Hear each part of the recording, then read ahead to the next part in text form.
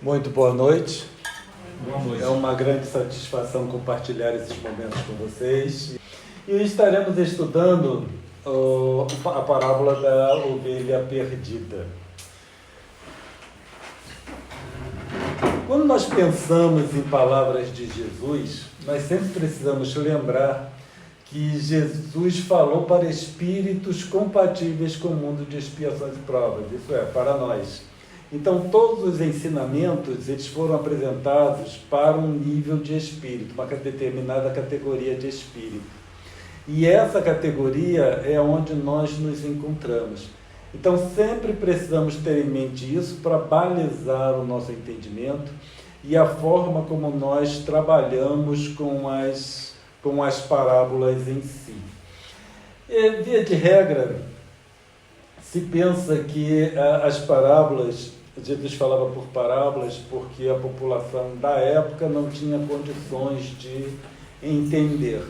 Mas a coisa é um pouco mais específica do que isso, não é tão generalizado.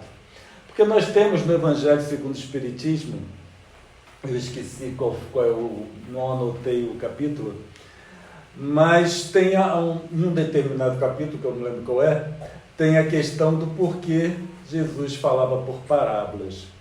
E aí, os discípulos de Jesus chegaram até eles e lhe perguntaram, por que lhes fala por parábolas?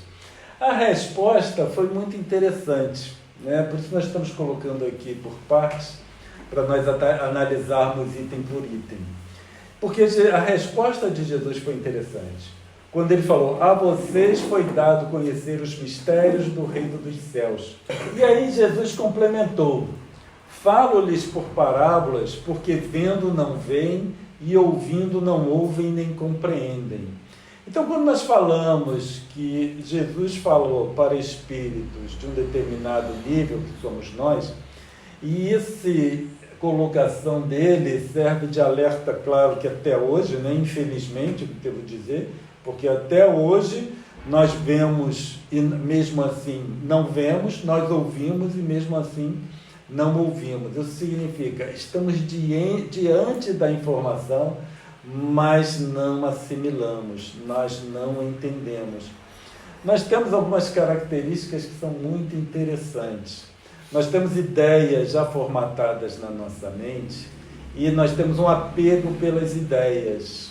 Isso é muito interessante, porque às vezes nós pensamos que apego é por coisas materiais, mas o pior dos apegos é pelas ideias, porque as ideias elas ficam ultrapassadas.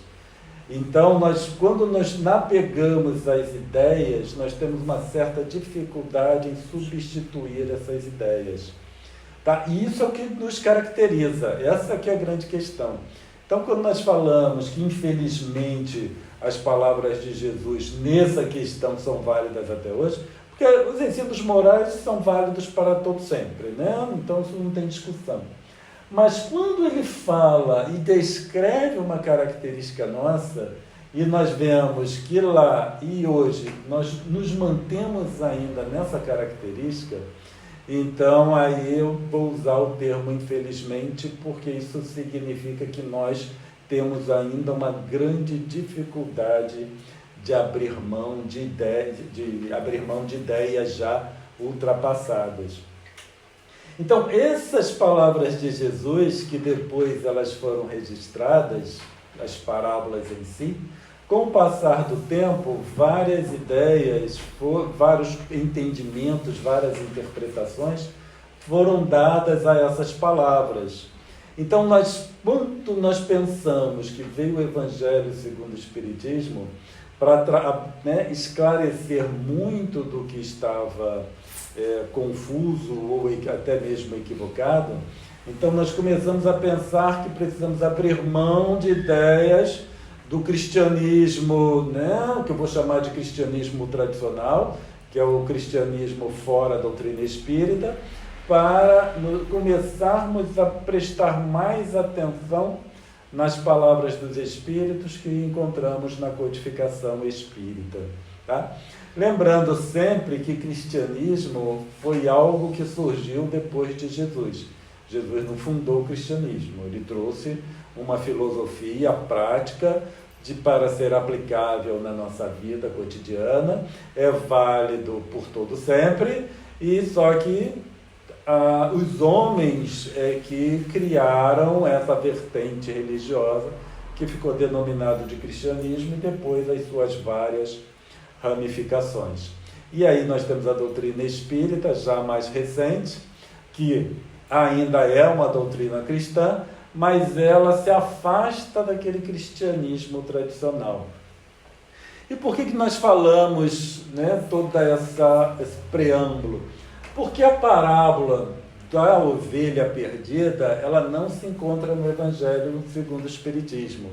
Então, as parábolas que elas não foram selecionadas pela doutrina espírita, pelos espíritos, melhor dizendo, isso significa que nós precisamos sempre tratar com cautela, certo? Porque foi uma parábola que foi retratada, né, depois da passagem de Jesus e não teve, assim, o aval dos espíritos responsáveis pela codificação.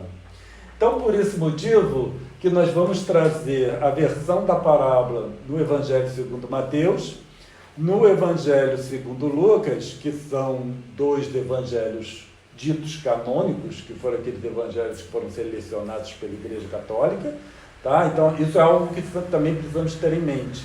Os 4 evangelhos ditos canônicos foram selecionados pela Igreja Católica lá no século IV. Mas tem outras versões do Evangelho. Então, nós vamos apresentar também a versão constante no Evangelho segundo Tomé. Então, o Evangelho segundo Tomé é um evangelho dito apócrifo, mas para nós espíritas isso não significa nada, né? Canônico e apócrifo, na verdade, não deve significar nada, porque a nossa versão mesmo é o Evangelho segundo o Espiritismo. E o Evangelho segundo Tomé, ele só foi descoberto no século XX, foi século passado, em Nag Hammadi, porque existiu na época uma perseguição aos outros evangelhos, as outras versões do Evangelho, melhor dizendo. E aí, felizmente, algumas pessoas esconderam tanto o Evangelho segundo Tomé quanto outros escritos que foram escondidos numa caverna em Nag Hammadi, que fica no Egito. E isso ficou escondido lá durante quase 2 milênios, né? 2.000 anos. E só no século passado, na metade do século passado, que encontraram por acaso, um camponês por acaso descobriu esses escritos, e até parte desses escritos, olha só, o que é ignorância, né? Porque como o pastor estava com frio, ele botou fogo para se aquecer. Né? Então é uma raridade, uma preciosidade. Então alguma coisa se perdeu. Mas felizmente chegou às mãos dos estudiosos e muito desse material foi salvo. Dentre esse material encontramos o Evangelho segundo Tomé. Então no Evangelho segundo Mateus consta o seguinte: se um homem possui 100 ovelhas e uma delas se extravia, não deixa ele as 99 nos montes e vai à procura da extraviada? Se consegue achá-la, terá maior alegria com ela do que com as 99 que não se extraviaram. Assim também, não é da vontade do vosso Pai que um destes pequeninos se perca. Então, quando nós vemos, né, a forma como é apresentada essa parábola, nos dá a sensação de que o pastor simplesmente abandona 99 ovelhas, deixa lá o léu e vai sair em busca daquela que se perdeu.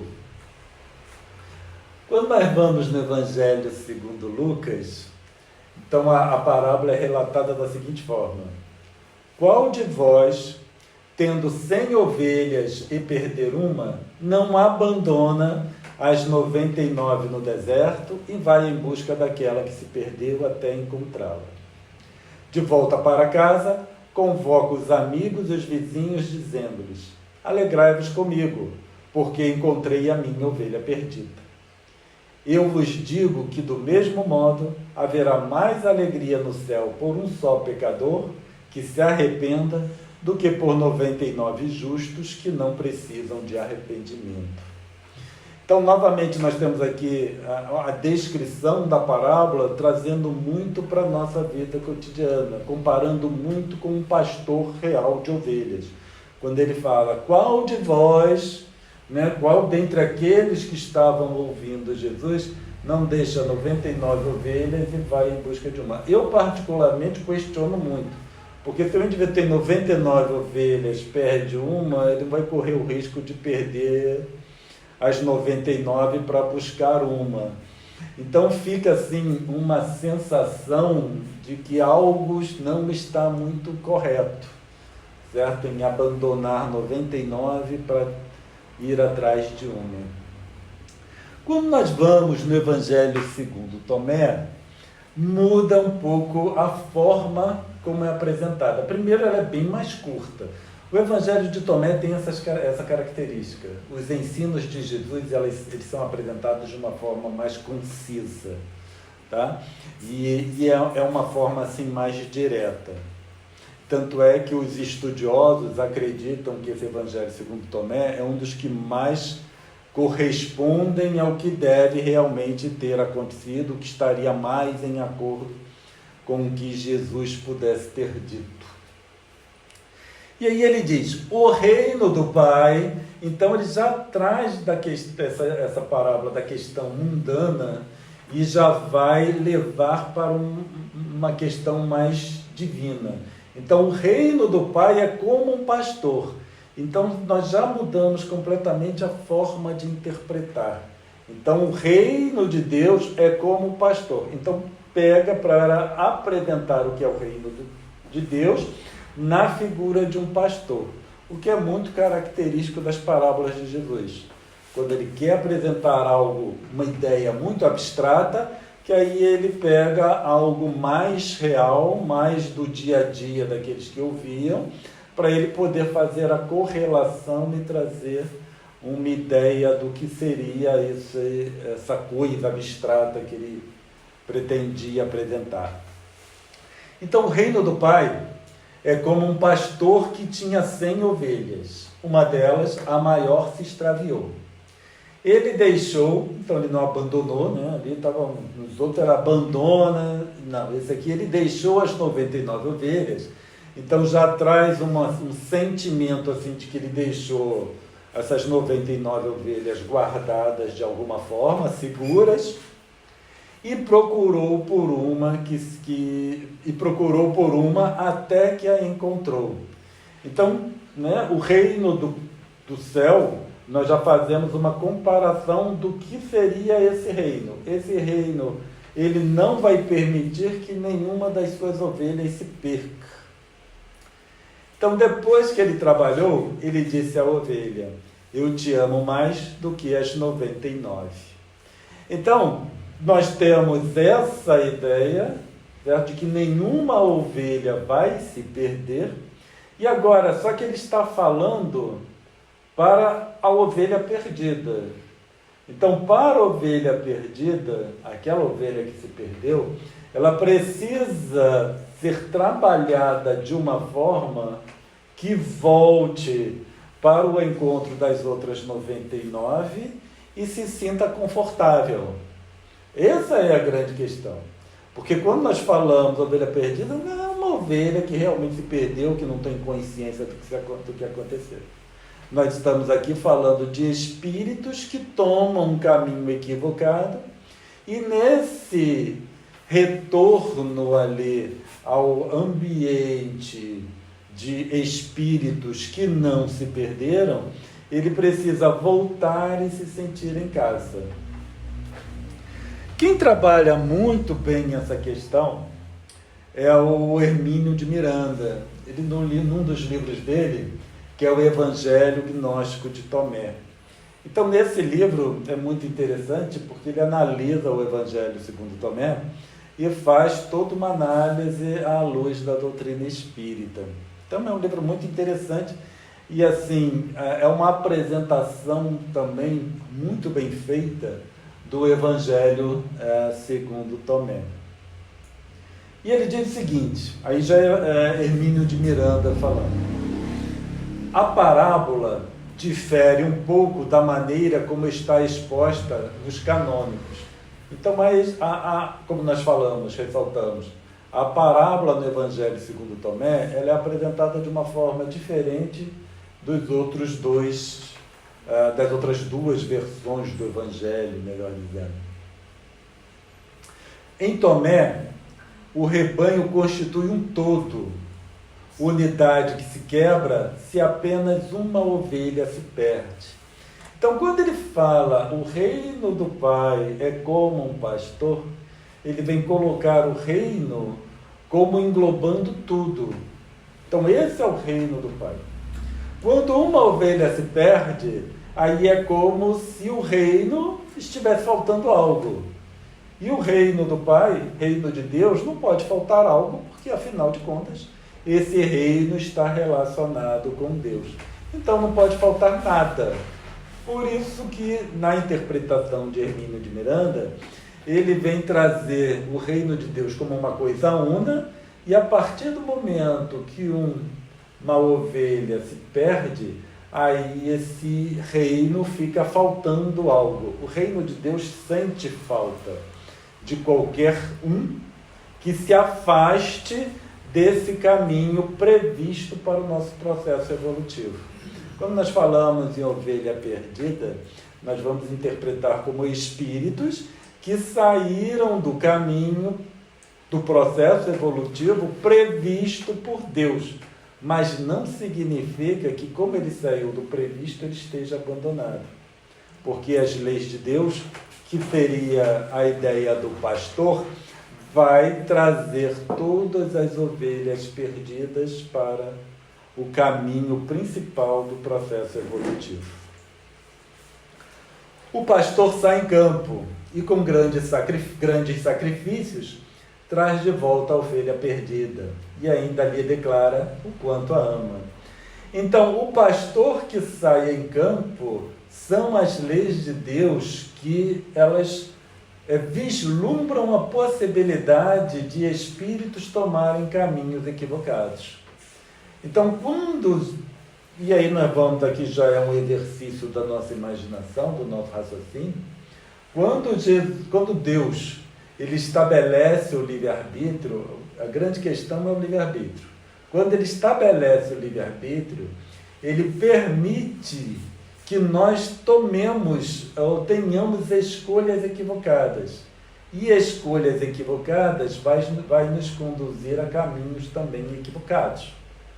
Então, esse pastor que sai em campo é a componente das leis de Deus que prevê que as ovelhas ou espíritos tomarão caminhos equivocados. Então, quando nós vemos essa parábola do pastor e analisando, de uma forma mais cuidadosa, nós conseguimos interpretar o que essa lei de Deus, quando nós falamos a lei de Deus para nós, espíritos em um mundo de expiações e provas. É uma componente da lei que vai nos ensinar o caminho de retorno para a finalidade da criação. E um bom exemplo desse pastor é a doutrina espírita, porque a doutrina espírita, nós vínhamos meio perdidos, porque afinal de contas o cristianismo tradicional ele acabou mesclado com vários equívocos, só que a doutrina espírita ela veio para limpar os ensinos de Jesus desses equívocos. Então é um pastor que vem para buscar as ovelhas perdidas. E Hermínio de Miranda continua: realmente precisa de mais amor aquele que se perdeu, para que se sinta à vontade para a reintegração ao seu grupo na unidade do rebanho. Então, esse amor, ele passa a ser necessário para que o espírito equivocado, na figura da ovelha perdida, ele vá retornar para o rebanho e, ao mesmo tempo, se sentir aceito por aquele rebanho, que não olha assim meio de lado, né? Fala assim, aquele fulano tomou um caminho meio equivocado e etc. E nós vemos essa questão, né, desse amor por aquele que se perde, quando Jesus vem nos falar para não julgarmos. Não julgueis para não serdes julgados. Então, quando nós julgamos as pessoas não se sentem parte daquele meio, elas se sentem julgadas. Só que Jesus fala, não julgueis para não serdes julgados. Então, quando ele fala para não serdes julgados, significa que nós também somos passíveis de sermos julgados por outros. Isso significa que nós também somos espíritos equivocados. E aqueles que mais se consideram certos em um mundo de expiações e provas, somos mais equivocados na verdade. Então ela pode contar com ele, com seu amor. Então no final, nós precisamos já, depois, né, de toda essa colocação, nós precisamos entender quem é a ovelha perdida, tá? Porque, assim, nós temos uma tendência ao julgamento, isso é comum, faz parte das características no espírito de um mundo de expiação e prova. Nós temos a tendência a julgar, porque nós não vemos os nossos próprios erros. Está lá, né? A gente vê o argueiro no olho do outro, mas não vê a trave no próprio olho. Então nós temos uma tendência a ver a falta do outro, mas nós não vemos as nossas próprias faltas. Muitas vezes as nossas próprias faltas são muito maiores do que a do outro, mas a gente não enxerga, mas eu enxergo o outro. E aí, né, quando nós vamos olhar o argueiro no olho, não julgueis para não serem julgados, isso tudo vai na mesma direção. Que todos nós estamos em falta. Então, como eu estou em falta, eu não tenho como falar do outro. E também, como eu tenho a tendência de achar que minha falta é menor do que a do outro, eu preciso entender que nossas faltas são equivalentes. Não necessariamente iguais, mas nós somos equivalentes. Então, no final, nós precisamos descobrir, então, quem é ou quem são as ovelhas perdidas, para saber se nós fazemos parte daquela que se perdeu, ou somos aquela que se perdeu, ou fazemos parte do rebanho de 99 ovelhas. Eu espero que isso esteja ficando claro. Está tudo tranquilo até aqui? Então tá bem. Então, lá no Livro dos Espíritos, nós vamos recorrer ao Livro dos Espíritos para tentar esclarecer essa questão. Na questão 120, nós encontramos o seguinte: todos os espíritos são todos os espíritos, não são apenas aqueles que se encontram em um mundo de expiação de provas. Todos são todos. Todos os espíritos passam pela fieira do mal para chegar ao bem? Aí eles respondem: pela fieira do mal, não, pela fieira da ignorância. Então isso é muito interessante, porque nem todos passam pela fieira do mal. Apesar de todos nós termos o livre-arbítrio, mas uma parcela dos espíritos não optam ou não tomam caminhos equivocados. As opções não são equivocadas. As opções podem ser decorrentes da ignorância. Então, ignorância é uma coisa, equívoco é outra. Se eu tomo uma atitude por ignorância, a partir do momento que eu sou alertado, eu me ajusto. Agora, se eu tomo uma decisão equivocada, significa que eu já conheço. O equívoco está atrelado a um conhecimento prévio, certo? Então, quando eu tomo uma decisão equivocada, significa que eu já tenho conhecimento significativo para tomar a decisão correta. Mas não tomei, eu tomei uma decisão equivocada. Então, mesmo quando eu sou alertado, eu ainda vou me considerar correto na minha decisão e continuo naquela caminhada. Então, pela fieira da ignorância, todos passam. Nas decisões não muito boas, em decorrência da ignorância, a partir do momento que o espírito é alertado, ele se corrige. O espírito equivocado, ele tende a permanecer no equívoco. A ignorância não gera processos expiatórios, certo? O que gera processos expiatórios são os equívocos. Aqueles que são decorrentes da teimosia dos espíritos. Por isso que nós somos espíritos teimosos. O que isso significa? Que nem todos passam por processos expiatórios. Às vezes nós temos uma tendência a acreditar que todos os espíritos passam por processos expiatórios. Mas isso é um equívoco natural de espíritos equivocados como nós, certo? A ignorância em si, ela não acarreta processos expiatórios. Este é um dos motivos pelos quais os animais não são sujeitos a processos expiatórios. Tá? Porque não é decorrente do equívoco em si. É decorrente, muitas vezes, da ignorância natural dos animais. Então nós temos, a princípio, nem todos seguem pelo caminho de processos expiatórios. Todos seguem por missões? Sim, todos nós temos missões, todos nós temos provas, mas não necessariamente processos expiatórios.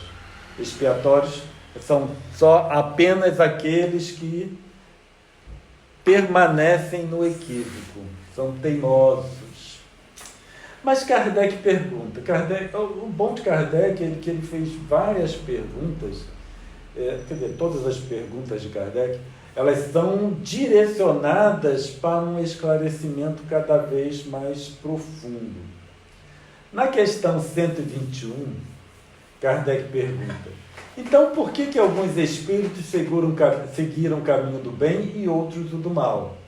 Então, alguns espíritos seguem pelo caminho do bem. Os que seguem pelo caminho do bem não passam por expiação. Os que seguem o caminho do mal, esses vão passar por expiação. Todos têm provas? Todos têm provas. É igual aluno na escola. Todos têm que cursar ali o ano letivo. Alguns serão reprovados e outros não, outros passam adiante.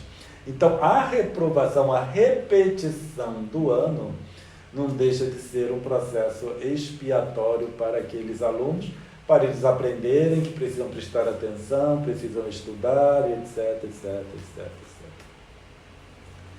E os espíritos respondem, não têm eles o livre-arbítrio? Deus não os criou maus, criou-os simples e ignorantes. Então, no evento da criação, todos nós fomos criados iguais, simples e ignorantes. Nenhum tinha tendência para o mal. Como nós somos criaturas de Deus, criações de Deus, nós de alguma forma compartilhamos a natureza de Deus. Certo? Não somos Deus, não é isso que eu estou falando. Mas nós compartilhamos a natureza de Deus. Nós temos uma componente divina em nós.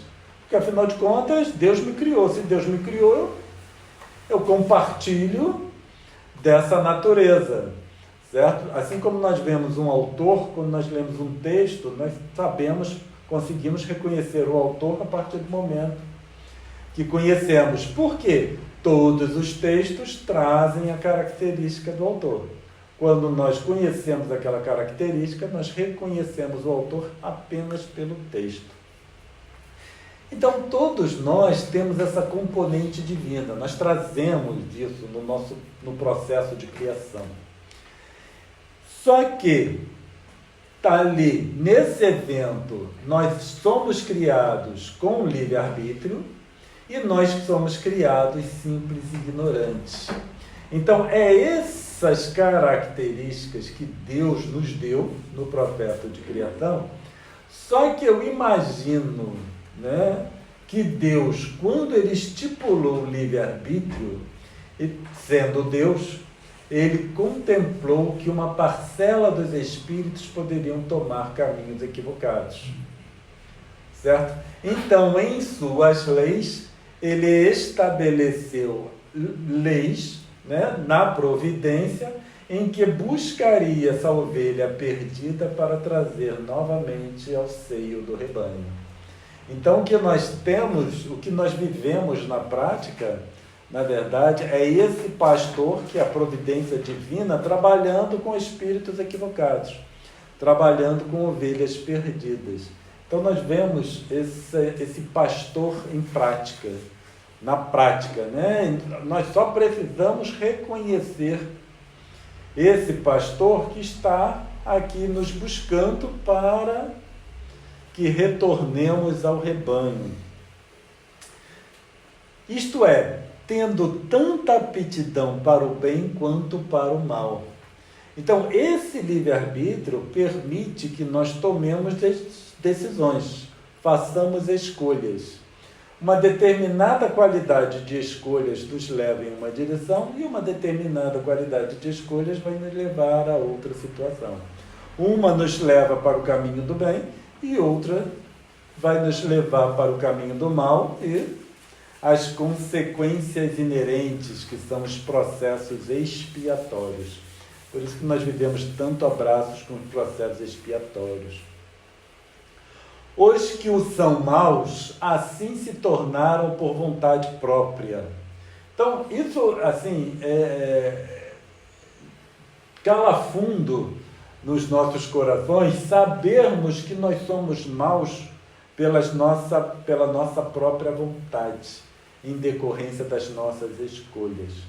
Então, todo aquele que está em processo expiatório significa que é um espírito equivocado. Não vamos chamar de espírito mau, mas um espírito equivocado. Agora, por espírito mau, vamos entender que não é aquele espírito criado, né, que é mau e etc. O mal significa um espírito equivocado, cuja tendência é voltar ao seio daquele rebanho de ovelhas, tá? É assim que nós vamos entender o mal. Então, nós, espíritos compatíveis com o mundo de expiações e provas, somos maus em decorrência das nossas próprias escolhas, da nossa própria vontade, tá? E aí fica claro também que o processo evolutivo, ele contempla aqueles que só fazem escolhas para o bem, então, né, é o caminho do bem, e aqueles que traçam o caminho do equívoco. Então, a lei de Deus, nós vamos didaticamente dividir em duas, que é a lei do bem e a lei do equívoco. A lei do bem são os espíritos que sempre optaram pelo bem. E a lei do equívoco são aqueles espíritos que optaram por um caminho equivocado que não foi tão bom assim. E Kardec continua perguntando: por que é a Deus permitido que os espíritos possam tomar o caminho do mal? E aí, os espíritos puxam a orelha de Kardec, né, que ele fala assim: como ousais pedir a Deus contas dos seus atos? Eu, particularmente, nós vemos que os espíritos aqui foram bem incisivos nessa questão. Como é que ousas pedir contas a Deus? Na minha concepção, isso aí já é um entendimento particular meu, essa resposta não foi tanto assim para Kardec. Essa resposta foi mais para nós, que viemos posteriormente, que a todo momento nós questionamos Deus, né? Isso é muito comum, inclusive nós em casas espíritas, porque a pergunta é: por que eu preciso passar por esse processo evolutivo? Deus não poderia ter me feito logo perfeito? Isso é algo que nós ouvimos com uma certa frequência, porque essa característica nossa, nós fazemos coisas erradas, mas preferimos fugir dos nossos erros, né? E que o caminho seguisse assim, bem fácil. Uma questão dessa nossa tendência, nós podemos ver nos eventos em que estamos enfermos, nas enfermidades. Nós vamos ao médico e aí o médico diz: é preciso exercício físico, é preciso mudar a dieta. A gente repensa e opta pela pelo remédio, né? Então a gente quer tomar um remédio para continuar fazendo as mesmas coisas. Sempre que eu vejo esse tema, me lembro um amigo que eu tinha e que ele fumava. E aí ele tinha muito problema de respiração, então ele tinha vários problemas. E aí ele foi no médico. Aí o médico falou para ele que ele precisava parar de fumar, que ia prescrever o remédio, mas ele precisava parar de fumar. E foi.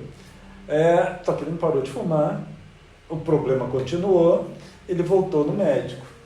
Aí o médico falou para ele, olha, vou te prescrever outro remédio, mas você precisa parar de fumar, porque senão não vai ter efeito. Ele não parou de fumar, continuou, tomou o remédio, continuou fumando, e os problemas continuaram. Aí ele foi no médico, novamente, e pela terceira vez. Aí o médico perguntou para ele, você parou de fumar? Ele falou assim, não. Eu falei, então não adianta você vir aqui, que eu não quero o seu dinheiro. Não é o seu dinheiro que eu quero que você fique bem. E se você parar de fumar, não parar de fumar, não adianta você vir aqui, que não tem remédio que resolva. Então tem algumas questões que não tem remédio que resolva. Todas as vezes que nós vamos ao médico, nós precisamos dar material para o médico trabalhar. O que é material? Que o nosso organismo físico tenha condições de ser curado de alguma forma. Ou seja, através de medicamento, ou seja, através de cirurgia. Eu preciso fornecer ao médico o material para ele trabalhar. Certo?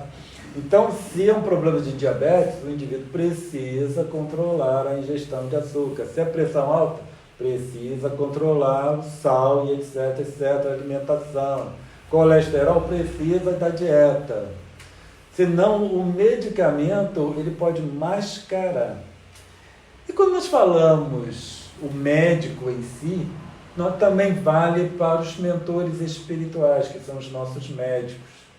Nós precisamos dar material para os espíritos trabalharem.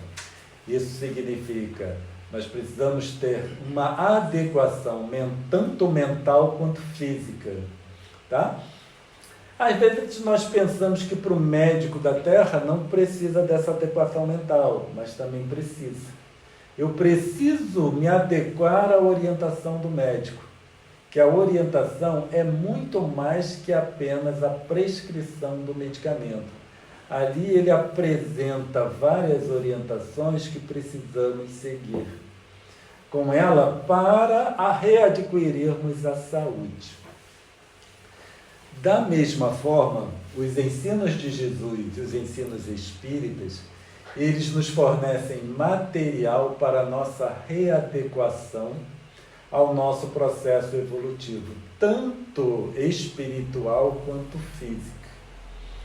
Porque o espírito devidamente ajustado, ele vai transparecer no seu corpo, na sua organização física, essa mesma adequação.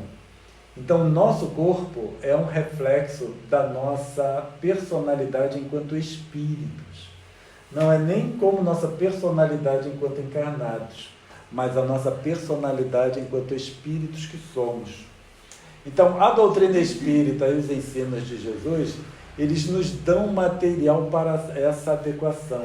E vai ser útil tanto no consultório médico, aqui da Terra, quanto para os tratamentos espirituais e também para as nossas orações nas nossas próprias residências. Quando nós pedimos ajuda a um mentor, mesmo casa sozinho, nós vamos receber em conformidade com o material que nós fornecemos a eles para trabalhar. Às vezes nós pensamos que os mentores precisam de uma força maior para ajudar, então precisa de um espírito forte, ou então, né, que a gente chama de espírito forte. Então, tem até alguns palestrantes aí que ficam divulgando aí umas práticas na casa espírita, como se fossem espíritos fortes, mas a gente às vezes pensa isso. Mas a questão não é tanto a força do espírito, não. Né? Todos eles são fortes, todos eles são bons, todos eles querem nos auxiliar ao máximo possível. Só que em alguns, eles encontram material mais fértil do que em outros. Então, essa é a diferença principal. Então, se eu desejo o auxílio dos bons espíritos, eu preciso dar material para eles trabalharem. Assim como se eu quero que o médico me auxilie, eu preciso dar material para ele me auxiliar. Medicamento apenas não faz milagre. Nós precisamos fazer adequação. Algumas vezes o medicamento até ajusta temporariamente, mas se não tiver o reajuste, né, do próprio espírito nos seus hábitos, aí depois a problemática ressurge em um momento mais à frente. Então, às vezes, nós precisamos pensar o que nós desejamos e o que nós pedimos aos espíritos.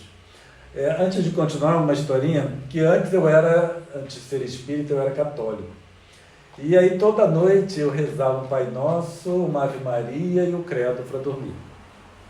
Aí, então isso foi durante décadas. Aí me tornei espírita e fui fazer uma palestra, um estudo sobre a oração do Pão Nosso, do Pai Nosso. E aí eu fui ler em detalhes a oração do Pai Nosso. Aí eu olhei assim, eu peço isso a Deus, durante décadas eu pedi isso a Deus, né? Perdoa-me como eu perdoo os outros. Então aquilo me assustou. Então durante um tempo eu tive assim uma dificuldade de me ajustar com a oração do Pai Nosso, porque eu lembrava, né, das várias décadas que eu pedi para Deus me perdoar em conformidade com o que eu perdoava aos meus devedores. Então, e tem mais coisa nesse Pai Nosso aí, não é só isso não. E aí durante um bom tempo eu me abstive de entrar em contato com o Pai Nosso, até que eu fiz as pazes comigo mesmo, né? Não é com o Pai da oração, mas fiz as pazes comigo mesmo e segui à frente. Então nós precisamos pensar o que nós pedimos, porque às vezes nós pedimos, mas não estamos dispostos a fazer o que é necessário para recebermos o presente, aquilo que nós pedimos. Na 124, esse tema de O Livro dos Espíritos, que é a progressão dos espíritos, é muito interessante. São várias questões relacionadas com esse tema e vale a pena depois todos nós estudarmos com cuidado em casa, mas todas as questões. Eu só trouxe algumas aqui, porque não daria tempo para estudar isso tudo. Na 124, Kardec pergunta: pois que há espíritos que desde o princípio seguem o caminho do bem absoluto e outros o do mal absoluto. Então, muda um pouco, quando nós prestamos atenção nessas questões, muda um pouco a forma como entendemos o processo evolutivo. Existem espíritos que seguem o caminho do bem absoluto. Tá? Às vezes a gente não pensa que espíritos possam seguir o caminho do bem absoluto. Acreditamos que todos seguem pela fieira do mal. Mas essa ideia de que todos seguem pela fieira do mal, desenvolvem paixões para depois resolver as paixões, não estaria em acordo com a bondade infinita de Deus. Porque eu imagino que ninguém aqui vai ensinar os filhos errado, né? Depois que ele aprende errado, aí eles vão passar por um castigo para aprender o certo, né? Ninguém faz isso. Em sã consciência, ninguém faz isso. Se nós não fazemos com os nossos filhos, imaginemos Deus. Então Deus não vai fazer isso com os filhos também, certo? Então a necessidade do mal não é fundamental no processo evolutivo. Tanto que espíritos aprendem e seguem o caminho do bem absoluto. Assim como nossos filhos, que tem aqueles que entendem tudo e seguem um caminho adequado, fazendo tudo certinho. Há crianças que vão para a escola e não repetem de ano, né? Obedecem os pais e por aí vai. Atualmente tem até um pessoal que quer salvar o mundo, acertar o mundo, mas não consegue arrumar o próprio quarto. né? Então, se começar com um quarto, já estaria de bom tamanho. Depois vamos pensar na casa e depois vamos passar para o mundo. Mas há espíritos que seguem o caminho do bem absoluto. Olha só. Assim como também há espíritos que seguem o caminho do mal absoluto. Agora, seguir o caminho do mal absoluto significa que ele vai se perpetuar no mal? Não. Porque toda ovelha será resgatada. Então, segue o caminho do mal absoluto até que em determinado momento o pastor, que seria a lei de Deus, vai surtir efeito. E aí, quando surtir efeito, esse espírito voltará de regresso para o caminho do bem. E aí Kardec continua na pergunta. Sem dúvida, gradações entre esses dois extremos. Não? Aí os espíritos respondem, sim, certamente. E os que se acham nos graus intermediários constituem a maioria. Então, quando nós vamos pensar no processo evolutivo de espíritos, nós vamos pensar numa distribuição. É interessante porque na matemática tem uma distribuição estatística, para quem é mais afeito a essas terminologias, né? Só para fazer um adendo aqui. Então, na natureza, tudo segue uma distribuição estatística, que é definida pela distribuição gaussiana. E aí, quando nós vemos essa questão de Kardec, e a pergunta dos espíritos, que a maioria está ali entre esses dois extremos, nós conseguimos ver bem uma distribuição estatística, uma distribuição gaussiana, onde entre um limite máximo e um limite mínimo, nós temos uma maioria que estaria ali, a média. É só para, né, dar um adendo assim para quem é mais afeito à questão de matemática e estatística. Então, quando nós pensamos em espíritos, processo evolutivo, nós vamos pensar aqueles que seguem o caminho do bem, estão no extremo, aqueles que seguem o caminho do mal absoluto, estão em outro extremo, e nesse meio nós temos uma infinidade de condições de espíritos em variadas gradações de mal e bem, certo? O que nós vamos entender que seria o mais adequado, né? Uma gradação em que existem espíritos que tendem mais para o mal, outros que tendem mais para o bem e outros que estão ali no meio da escala. Então, quando nós pensamos nos diferentes moradas na casa de meu pai, em que os espíritos se agrupam por afinidade, nós vamos pensar nessa distribuição entre esses dois extremos. Então, em muitas moradas, nós temos as moradas daqueles que seguem desde o princípio o bem absoluto, as muitas moradas, aqueles que desde o princípio seguiram para o mal absoluto, e essa diversidade de mundos entre esses dois extremos. Então, quando nós falamos em mundo de expiações e provas, o nosso é um tipo de mundo de expiações e provas, mas não é o único tipo, certo? Nem todos os mundos de expiações e provas são iguais aos nossos. Existem aqueles que existem mais processos expiatórios e aqueles que existem menos processos expiatórios. Então, é um balanço entre provas e expiações. Tem aqueles que têm mais provas do que expiações e tem aqueles que têm mais expiações do que provas. E os intermediários, que provas e expiações são mais ou menos equivalentes. Então, muitas vezes, aquela gradaçãozinha de 5 tipos de mundo, aquilo foi feito para fins didáticos exclusivamente, mas eles deixam claro que tem uma gradação infinita do tipo de mundos. E aí, então, para nossa avaliação, porque no final nós temos que trazer para nós, né? Tem esse mundo, essa infinidade de gradação de mundos? Tem. É muito interessante, é necessário para o nosso entendimento, mas eu tenho que ver qual é o nosso problema. Tá? Então, nós temos que analisar o nosso problema enquanto mundo de expiações e provas e o problema pessoal e individual de cada um. E por isso nós precisamos ver as repetições dos eventos, tanto a nível de humanidade como um todo, quanto a nível pessoal. Então, quando nós analisamos em termos de mundo, nós vemos que houve uma evolução significativa na questão tecnológica, mas em termos de relação social, nós ainda estamos muito assim, atrasados. Nós estamos retornando ali ao meados do século XX, quando houve as duas grandes guerras, período em que houve as duas grandes guerras.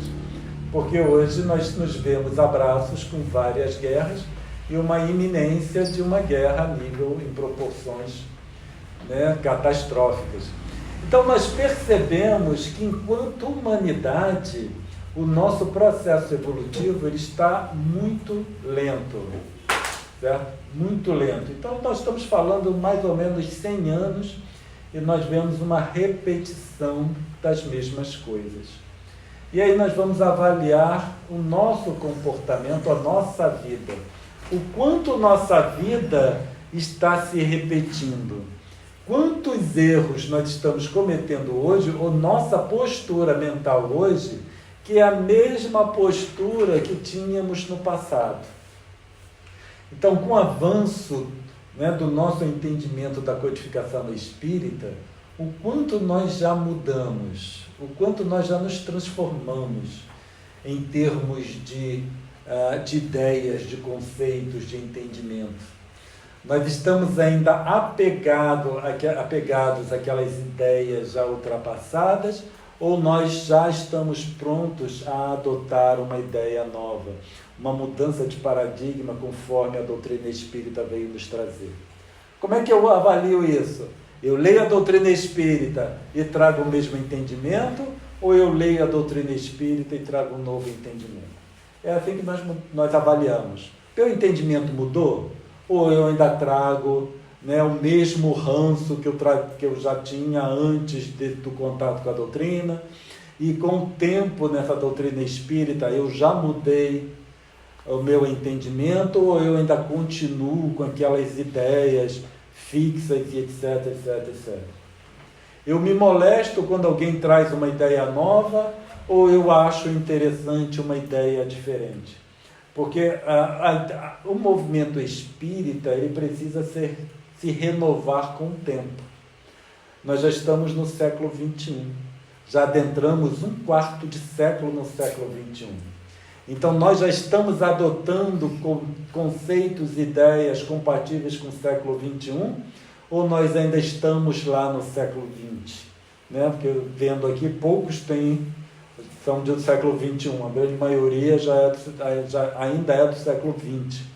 Então, nós ainda trazemos aquela coisa arcaica do século XX, ou já estamos interpretando a doutrina espírita à luz do século XXI, com todo o avanço do conhecimento? Porque o conhecimento avançou, né? O conhecimento foi, sim, catastrófico em termos, né, muito grandes, muito significativos, desde o meados do século XX até agora, né, 25 anos adentro do século XXI.